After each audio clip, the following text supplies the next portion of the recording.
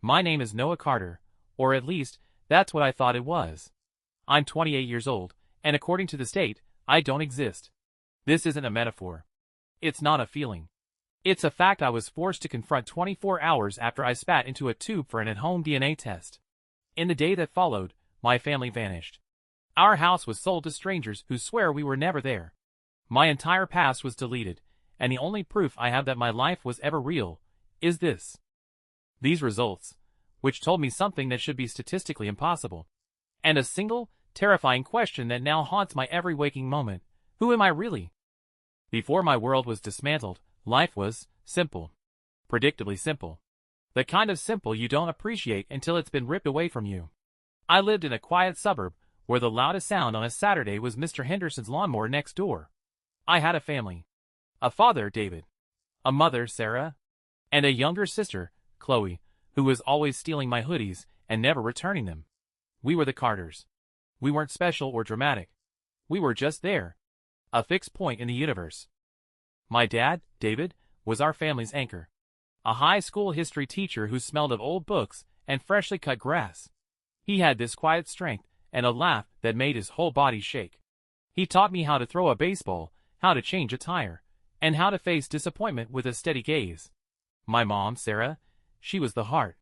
She was a nurse, and she didn't leave her compassion at the hospital. It filled our home, in the form of cookies after a bad day or a hug that could somehow fix anything. She was the one who remembered everyone's birthday, organized our chaotic holidays, and kept the peace between me and Chloe. And Chloe, she was my total opposite and my mirror image. 2 years younger, she was fiercely artistic and unapologetically loud, while I was more reserved and analytical. We fought over the TV remote and the last slice of pizza, but she was the only person I could talk to about anything. My built-in best friend, my fiercest defender, and my most annoying critic, all rolled into one. Our life was just a collection of small moments that, stitched together, made you feel like you belonged. Sunday barbecues in the backyard, the smell of charcoal mixing with my mom's gardenias. Movie nights piled on the couch, with my dad quoting every line from his favorite 80s films. The annual family vacation to the same lake house, a tradition that felt as old as time. But there was always one tiny, loose thread in it all. A little mystery that was more of a family quirk than anything else. My dad was adopted. He'd known it his whole life, and it was just an accepted part of our story. He was chosen. That's what my grandparents told him. He had no information about his biological parents, and never seemed to have a burning desire to find out. It was a closed door. And then, there was me. The other little anomaly. In a family of dark-haired, olive-skinned people, I stuck out. I had reddish blonde hair that my dad joked must have come from a Viking mailman, and pale skin that burned if I just thought about the sun too hard. My mom would laugh it off. "Oh, you get that from my great-aunt Eleanor," she'd say, even though no pictures of this mysterious great-aunt ever showed up. It was just a visual quirk, easily explained away by the genetic lottery. I never looked quite like them, but I felt like I belonged.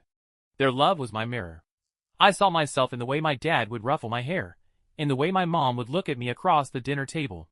Their love was my proof of existence. I never thought to question it. The thing that blew up my life started, like most disasters do, with good intentions. It was for my dad's 55th birthday. Chloe and I were trying to figure out a gift, something better than the telescope we got him last year.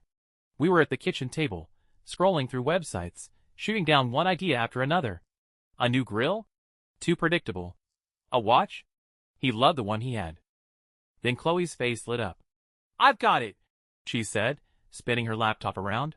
On the screen was an ad for a popular DNA testing company. "The story of you," the tagline read. "A DNA test?" I asked, not getting it. "Not for us," she said. "For Dad. Think about it, Noah. He's always wondered, even if he doesn't say it. This could be it. We could find his family. We could solve the only mystery he's ever had." It was a brilliant idea. A truly profound gift, hidden in a simple mail-in kit. It wasn't just an object, it was a potential answer. A way to finally open that door for him. When we pitched it to Mom, she loved it. So we ordered it. It showed up a week later in a sleek little box. On his birthday, after the cake, we gave it to him. He unwrapped it slowly, a puzzled look on his face that turned into quiet thought as he read the box. He was quiet for a long moment, just running his fingers over the logo. Then he looked up at us, his eyes shining, and said, "Okay, let's do it." It became a family thing. In a wave of shared curiosity, we decided to all do it. "We'll build out the whole Carter family tree," my mom declared. So we ordered 2 more kits. A few days later, we sat around that same kitchen table, laughing as we tried to spit enough to fill the little tubes. It felt like a silly science experiment. There was no sense of what was coming, no hint of the abyss we were about to fall into. We sealed the boxes, dropped them in the mail, and for the next 6 weeks, we mostly forgot about them. Life went on. I went to my job as a data analyst. Chloe worked on her art portfolio. Dad taught history. Mom saved lives. We were the Carters. The wait was just a running joke at the dinner table. "Find any royal ancestors yet, Dad?" I'd ask. "I'm holding out for Viking heritage." He'd shoot back with a grin. "Explains the hair." We were so painfully unaware that we weren't waiting for a fun fact. We were waiting for a death sentence. The death of our reality. The email arrived on a Tuesday morning. "Noah, your DNA results are in." I was at work, staring at a spreadsheet, when the notification popped up. I felt a little jolt of excitement. I clicked the link and logged in. I went to the ancestry chart first. A colorful pie chart told me I was pretty much what I expected, a mix of Irish, British, and Scandinavian. No surprises there. The real reason we did this was for the DNA relatives feature. I clicked the tab. The page loaded. At the very top of the list, a name and picture popped up. Sarah Carter. Predicted relationship, mother. Beside her name was the data, a 50% match. Perfect. I smiled. There was Mom, right where she should be. Then I scrolled down, looking for my dad. I typed, David Carter, into the relative search bar. No results found. That's weird, I thought. Maybe his results weren't done yet. I refreshed the page. Nothing. I pulled out my phone and texted him. "Hey, got my results. Mom is on there, but you're not showing up yet." His reply came a minute later. "Just got my email too. Opening it now." I waited, a knot forming in my stomach. A glitch, probably. His profile hadn't linked to mine. I logged out and logged back in. And that's when I saw it. Under the main mother match, there was another section. Close relatives. A few second and third cousins I'd never heard of. But my father wasn't there. My phone buzzed again. It was Dad. "This is weird. I have a bunch of second cousins, but you're not on my list, Noah. Neither is your mom." My blood ran cold. This wasn't a glitch. The system connects you automatically. If we were father and son, we'd be at the top of each other's lists. I quickly went to the comparison tool, a feature that lets you see exactly how much DNA you share. I searched for my dad's username, which he'd texted me, found his profile, and started the comparison. The results were instant. Shared DNA, 0 cm. 0. Not a low number. Not a number that could be explained by some weird genetic fluke. 0. The same amount of DNA I'd share with a total stranger. Centimorgans, or CMS, are the units for genetic linkage. A parent and child share around 3,400 cm. The screen showed me a stark, absolute 0. It wasn't a conclusion. It was a demolition. The spreadsheet on my monitor blurred. The office noise faded to a hum. The man who raised me, the man whose last name I had, the man whose lessons were etched into my soul, was not my father. That night was a nightmare of shattered trust. I drove home in a daze and confronted them, the results open on my laptop like an indictment. My dad just stared at the screen, his face gray. He looked smaller. My mom, for the first time in my life, couldn't look me in the eye.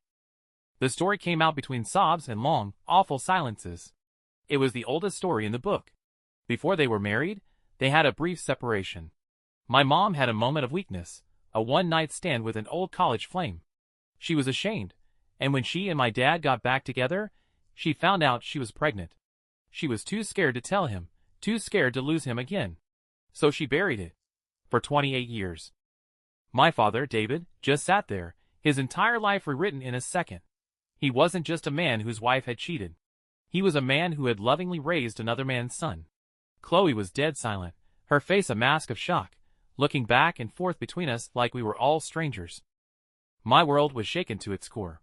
A basic truth of my life, that I was the son of David Carter, was a lie. It was devastating. Heartbreaking. But it was a recognizable tragedy. A family secret, a betrayal. I thought, in that moment of pain, that I had hit rock bottom. I had no idea I was just at the entrance to a chasm with no bottom at all. The lie about who my father was wasn't the secret. It was the cover story. The next day was a fog of anger and grief. We were all just orbiting each other in the house, trapped in this new, tainted reality. After a sleepless night, I knew I had to get out. I needed answers, but not from my mother. If David wasn't my biological father, who was? My DNA profile showed no close paternal matches. No father, no uncles, no grandparents. Just a black hole where half of my identity should have been. Driven by a new, desperate need for information, I called the DNA company. I thought maybe they had an advanced tool, something that could help. I explained the situation to a cheerful customer service agent named Brenda, telling her about the 0 cm match and the total lack of any paternal relatives. Brenda was sympathetic but useless. "Our tests are highly accurate, sir," she kept repeating. "I'm not questioning the accuracy," I said, getting frustrated. "I'm trying to understand the results. Is there any reason an entire half of my family tree would be completely blank?" I could hear her typing. "That is unusual," she admitted. "Let me put you on a brief hold while I check with our technical team." The hold music was a cheerful tune that felt like it was mocking me. 5 minutes passed.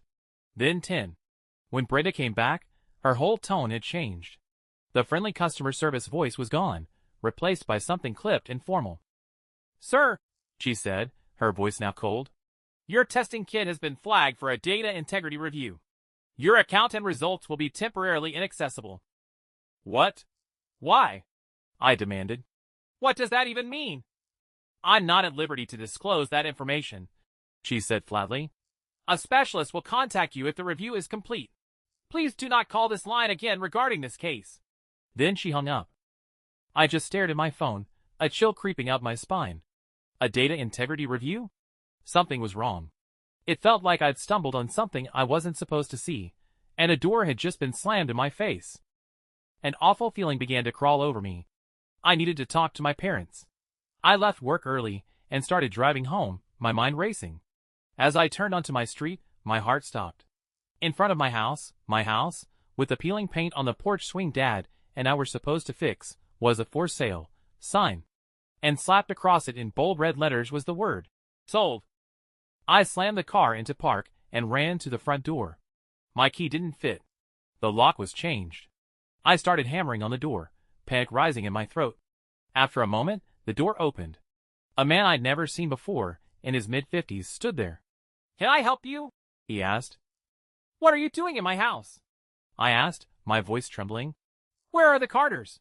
Where are my parents?" The man's expression shifted from confusion to pity. "Son, I don't know who you're talking about," he said gently. "My wife and I bought this place 3 months ago from an elderly couple, the Millers. They retired to Florida." Every word was a blow to my sanity. "No," I whispered. "That's not possible. I live here. The Carters. David and Sarah Carter. We've lived here for 20 years. "Sorry, never heard of them," he said, his voice firm now. "I think you should leave." He closed the door, and the click of the deadbolt echoed in the silence. I stumbled back to my car, my mind screaming. This was a prank. A horrible, sick prank. I pulled out my phone to call my mom, my hand shaking so badly I could barely unlock it. I went to my favorites. Her contact was gone. I searched my entire contact list. Sarah Carter. Gone. David Carter. Gone. Chloe Carter. Gone. Not just unfavorited. Erased. I opened my text messages. My entire history with my family, years of messages, inside jokes, "I love yous," wiped clean. The threads were just gone. My call log? Same thing. Every call to or from them had vanished. But everything else was there. My friends, my work contacts. It was a surgical deletion. A precise, impossible erasure of 3 people from my digital life. I couldn't breathe. I needed an anchor. I needed someone to tell me I wasn't crazy. The Hendersons. Our neighbors. They'd lived next door forever. I ran to their door and rang the bell, praying. Mrs. Henderson answered, wiping her hands on an apron. But when she looked at me, there was no recognition. Just the polite, blank stare you give a stranger. "Yes?" she asked. Mrs. Henderson, I gasped. It's me, Noah. Noah Carter. From next door. She tilted her head, a faint smile on her lips. I'm sorry, she said softly. I'm afraid you have me mistaken for someone else. I've never seen you before. The Millers lived in that house before the new people moved in. A lovely, quiet couple. No children. My family was gone. My home was gone. The people who watched me grow up looked at me like a stranger. My entire life had been erased in 24 hours. I was completely alone, and I had no idea who was doing this. If you want to follow my journey to uncover what happened to them, and to me, make sure you subscribe and turn on notifications. You won't believe where this leads. I was a ghost, haunted by a life that the world now said I'd never lived. For days, I just existed in a state of terror. I slept in my car, ate whatever I could buy with cash, terrified to use a credit card and leave a trail. I needed proof. Tangible, physical proof that I wasn't having a breakdown. My birth certificate. That had to be real. I drove to the county records office. I filled out the form with a shaking hand and slid it to the clerk. After a 20-minute wait that felt like an eternity, she came back with a certified copy. I unfolded it in a corner of the room. Name, Noah Carter. Date of birth, correct. Place of birth, correct. Mother's name, Sarah Carter. It was there. Relief washed over me so powerfully my knees almost buckled. It was real. She was real. Then my eyes moved to the next box. Father's name. It wasn't empty. And it didn't say David Carter. It was a black, ugly smudge. A smear of ink that looked like the paper itself had been corroded. The name was completely obliterated, a chemical scar. And stamped diagonally across the box, in red ink, was one word, revised. Excuse me, I said, walking back to the clerk. There's something wrong with this. I showed her the smudge. What does revised mean? She peered at it. It means a legal amendment was made to the original certificate, she said in a monotone. Okay, so can I see the amendment record? The court order that caused the revision? She typed my name and birth date into her computer. Her brow furrowed. She typed it again. That's strange, she muttered. There's no amendment file attached. No record of a revision at all. As far as the system is concerned, your birth certificate has always looked like this. An impossible document. A government record with a scar no one could explain. It wasn't proof of my old life. It was proof of the conspiracy against it. Defeated, I retreated to a public library. If the physical world was rewritten, maybe the digital world had echoes they'd missed. I started digging. I searched for my parents' names, my sister's name. Nothing. Their social media was gone. Their names got 0 hits in public records databases. It was a digital scrubbing of breathtaking efficiency. I spent weeks going deeper, searching newspaper archives, online yearbooks, anything. It was maddening. I was about to give up, to just accept that I was insane, when I found it. It was in the deep, unindexed archive of a local paper's website. I put in a broad search for the wedding venue my parents had used, and there it was. A wedding announcement from October 1995. Sarah Jennings and David Carter. My heart hammered against my ribs. I clicked the link. The photo loaded. It was them. Younger, happier, but unmistakably them. My mom in her wedding dress, my dad looking at her with pure adoration. They were real. I wasn't crazy. I printed the page a dozen times, clutching the warm paper like a relic. I stared at the photo for an hour, tears streaming down my face. As I looked closer, my data analyst brain kicked in. I zoomed in on the image. In the background, standing behind a group of guests, was a man. He wasn't smiling. He was in a dark suit, looking directly at my parents, his expression unreadable. He looked completely out of place. I zoomed in further, on his lapel. He was wearing a pin. A small, metallic pin of a strange design. A circle with 3 interlocking chevrons inside it. I'd never seen it before. That logo became my new obsession. For days, I did nothing but try to identify it. I used every reverse image search I could find. Nothing. I sketched it, and posted it on obscure forums. Nothing. Then, on a whim, I cropped the image down to just the pin, sharpened it, and ran it through one last image search. One result. A single hit. It was a link to a dead corporate history message board from the early 2000s. The post was about a mysterious biotech firm from the mid-90s. The name of the company was a selling corporation, and their logo was a circle with 3 interlocking chevrons. I read the post, my blood turning to ice. The anonymous poster described Acellin as a shadowy research firm that specialized in cutting-edge genetics. They had secured massive government contracts before being abruptly bought out in 1998. When they were bought, all of their research and records were sealed under a federal national security injunction. They had, essentially, been erased from corporate history. The post ended with a terrifying rumor. It spoke of Acellin's most secret and ambitious internal program, a project so classified it was only given a codename, Chimera. Just as I was falling down the rabbit hole of Acellin and Project Chimera, it happened. I was in the library late at night when I got an email. It was sent to a new, anonymous email address I had created just days before. An address no one knew. The subject line was a string of 16 characters. I stared at it for a full minute before I realized what it was. It was my DNA kit number. My heart felt like it was going to explode. With a trembling hand, I opened the email. The body contained a single sentence. "You were never supposed to ask." Below the sentence was a password-protected PDF. I knew what the password was. I just knew. CHIMERA. The file opened. It was a dossier. A logbook. The title page was stark and clinical. Project Chimera Subject C07 Development and Integration Log. It was about me. I scrolled through the pages, my mind struggling to process what I was seeing. It was a detailed, dispassionate account of my entire life. Project Chimera, according to these files, was Acellin's masterpiece.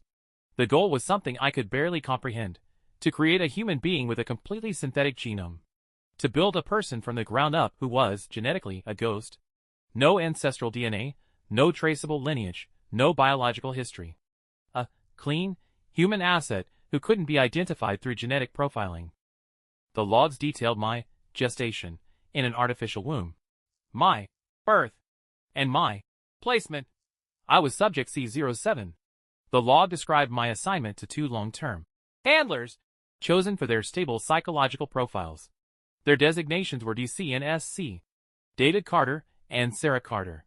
My parents. My entire life was an experiment.